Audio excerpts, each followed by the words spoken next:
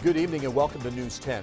The City of Terre Haute releases additional details on the cleanup of a former dry cleaner site. The city released findings of a report that investigated what contaminated the area surrounding the former Southside Cleaners at 9th and Margaret. News 10's John Swanner has been following the story for us. In tonight's top story, he tells us what the contaminants are, the level of contamination, and what area residents can expect from the city. John. Mike and Patrice, we reported last week that if you live within a quarter mile of 9th and Margaret, and if you're on a private well, you will hear from the city. Now we know more about what's prompting this.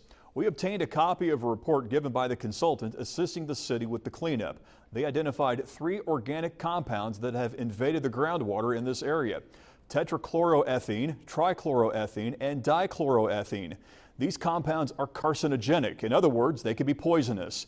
But the good news is the level or extent of contamination is less than what the city expected. The contaminants have degraded over time. I wish we would have known about this earlier, but it's one of these things that when a business closes, we're not always necessarily out there testing. And if you live in this area and are on a well, expect the city to contact you so your water can be tested.